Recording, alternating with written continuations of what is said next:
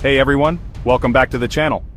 If you were stuck in traffic, late for a meeting, or just trying to find your way to the nearest coffee shop on September 11th, 2025, you might have noticed something really strange.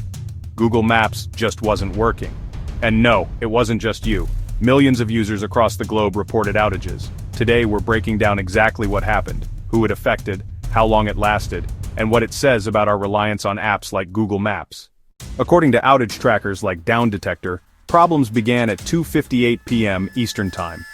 Within minutes, complaints surged. People couldn't load the map, directions weren't working, and the app either froze or displayed blank tiles. What's interesting is that the web version of Google Maps, the one you access from your computer browser, was mostly fine. But the mobile apps on Android and iOS were hit hard. That's a big deal, because for most people their phone is their GPS. The outage wasn't isolated to just one country. Reports came in from the United States, Europe, and Asia. In fact, commuters in big cities like New York, London, and Seoul were all posting screenshots of blank navigation screens. Imagine being in a new city, halfway through a road trip, or even just trying to find your kid's soccer practice, and suddenly the world's most trusted navigation app goes dark. It created a lot of confusion, and some folks had to pull over to figure out backup plans. So what did Google say? On its official Maps platform status dashboard, Google confirmed an incident with its Maps SDK and Navigation SDK.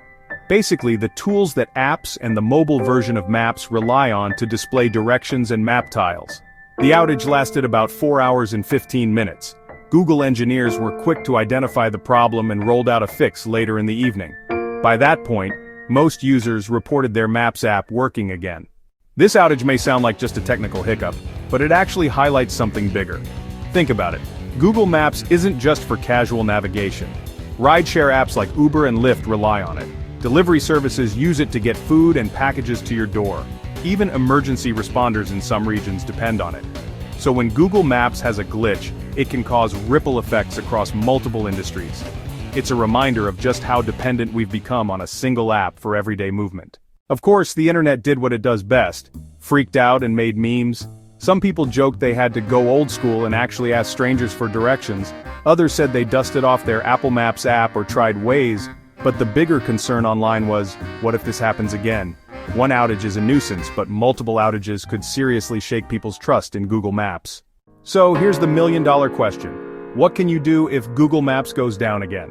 Download offline maps in advance for areas you travel frequently. Use backup apps like Apple Maps, Waze, or Here We Go. Keep a paper map in your car if you're traveling somewhere remote.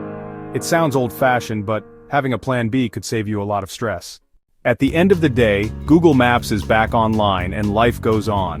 But outages like this remind us how fragile our digital infrastructure can be, and how much we take it for granted until it's gone. So what about you? Were you caught in the outage? Did you panic, or did you switch apps? Drop your experience in the comments. I'd love to hear your stories. And don't forget to like, subscribe, and hit that bell so you don't miss future breakdowns of the stories shaping our digital lives.